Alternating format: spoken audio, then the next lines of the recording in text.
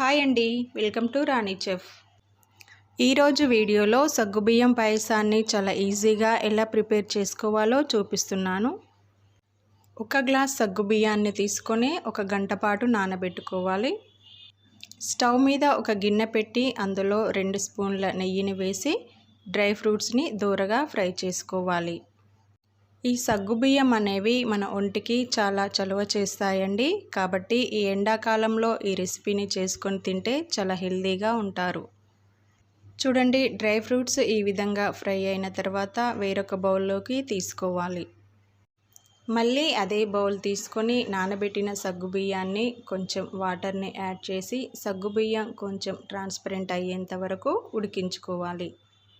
పిల్లలు సమ్మర్లో చాలా తొందరగా అలసిపోతారు కదండి. అలాంటప్పుడు ఈ సగ్గుబియ్యం పాయసాన్ని తయారు చేసి ఇచ్చారంటే చాలా హెల్తీగా ఉంటారు. పిల్లలనే కాదండి, పెద్దవాళ్ళు కూడా ఎంతో ఇష్టంగా తింటారు. చూడండి, సగ్గుబియ్యం అనేవి ఈ విధంగా ఉడికితే సరిపోతుంది.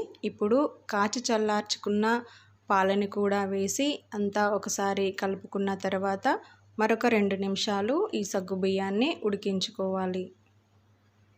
మంటని మీడియం ఫ్లేమ్లోనే పెట్టి సగ్గుబియ్యాన్ని ఇలా మధ్య మధ్యలో కలుపుతూ ఉడికించుకోవాలండి. ఇక్కడ నేను 1 గ్లాస్ సగ్గుబియ్యాన్ని తీసుకున్నాను కదా, దానికోసం 1 గ్లాస్ షుగర్ని యాడ్ చేస్తున్నాను. ఇంకా హెల్తీగా కావాలనుకునే వాళ్ళు షుగర్ ప్లేస్లో బెల్లాన్ని కూడా యాడ్ చేసుకోవచ్చు. చివరిగా కొంచెం ఇలాచీ పౌడర్ని కూడా వేసి అంతా ఒకసారి బాగా కలుపుకున్న తర్వాత ముందుగానే ఫ్రై చేసుకున్న డ్రై ఫ్రూట్స్ను కూడా వేసి స్టవ్ ఆఫ్ చేసేయాలి. చూడండి, ఈ పాయసం కన్సిస్టెన్సీ అనేది ఈ విధంగా ఉంటే సరిపోతుంది. ఎంతో టేస్టీగా ఉండే సగ్గుబియ్యం పాయసం అనేది రెడీ అయిపోయిందండి.